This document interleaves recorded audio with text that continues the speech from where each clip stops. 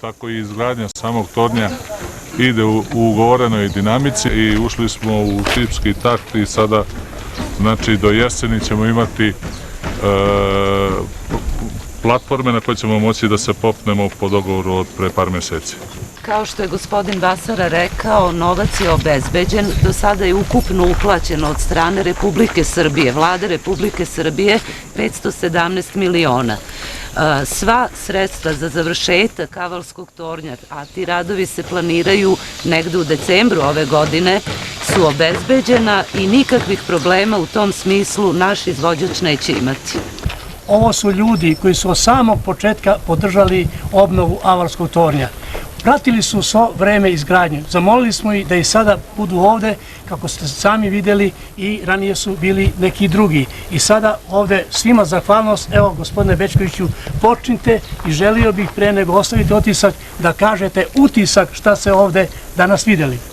Vidimo od kad sam bio ovde prošli put da je porastao toranj i da je daleko odmakao i nadam se da će se uskoro jedva poznavati da je nekada bio srušen.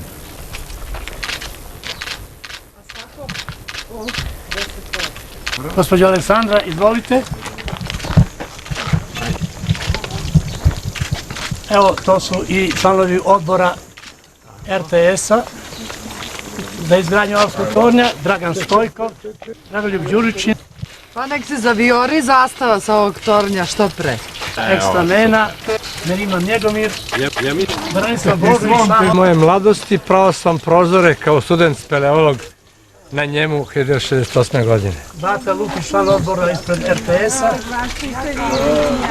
Radiša Petrović, član odbora RTS-a i direktor emisione tehnike, od samog početka sa nama.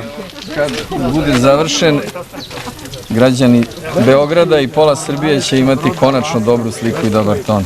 Ocena svih prisutnih je da Avalski toranj u ovoj fazi deluje impresivno i da je ovo zajedničko delo građana, umetnika i stvaraoca Srbije, kao i vlade Srbije i grada Beograda, bez čije pomoći ne bi bilo ovako vidljivog rezultata.